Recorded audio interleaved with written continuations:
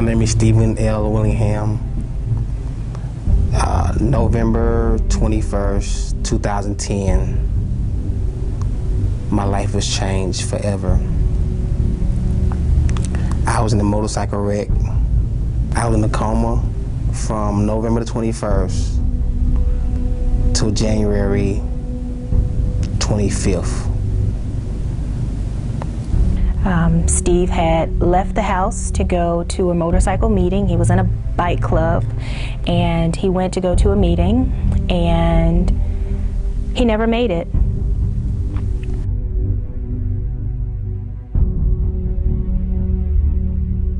But as I was coming down 155, I'm praying and I'm like, Lord, please let my husband be okay. Please let everything be all right.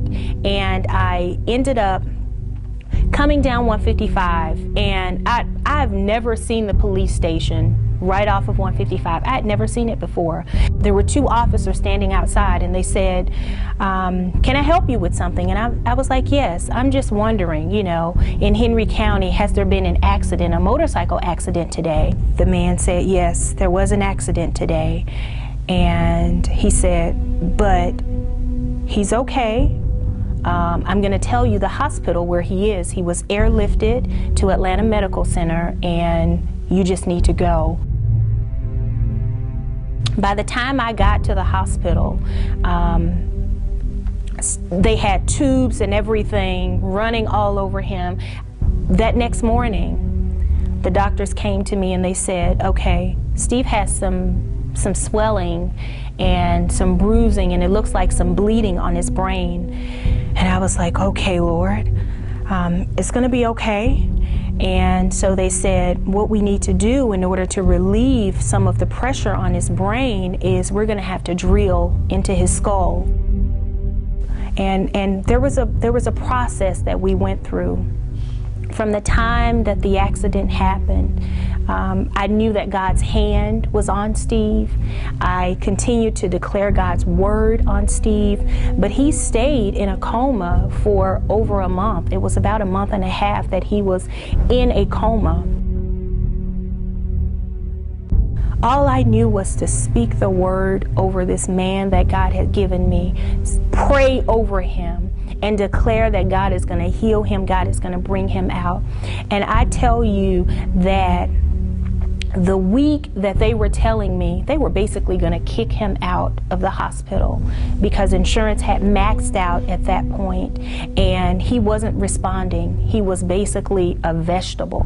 And they said the week that they were going to kick us out, Steve opened his eyes and he started looking. He still wasn't responding, but he had a look in his eye to where I knew that he knew that I was there.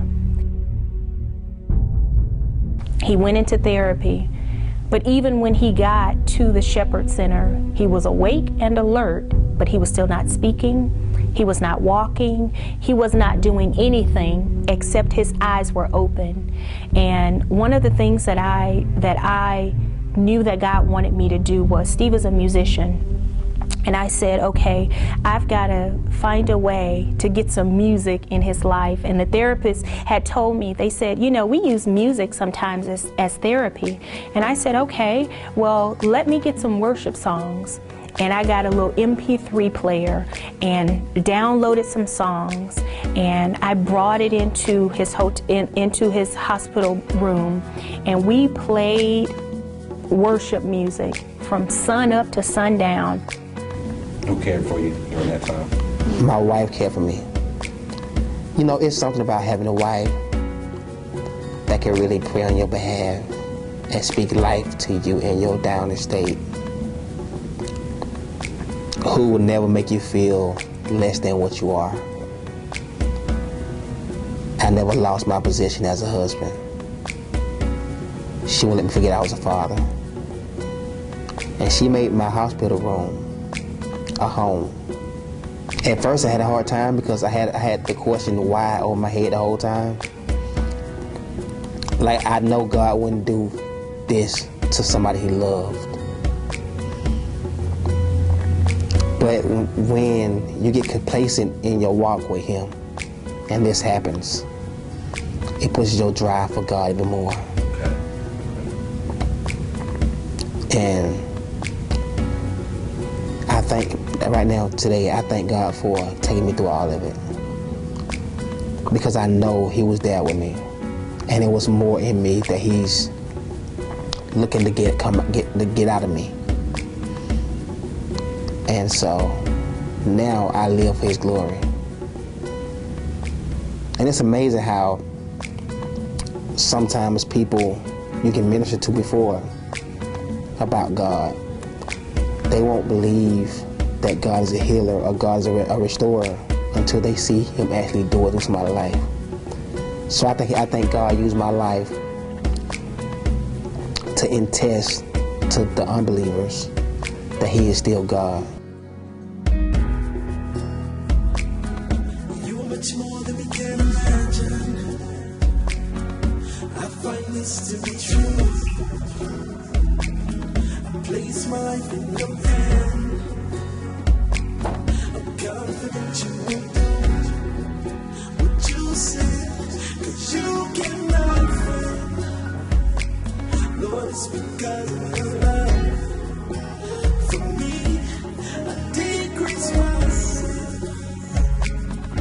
The best is yet to come. I know it without a shadow of a doubt. The best is yet to come.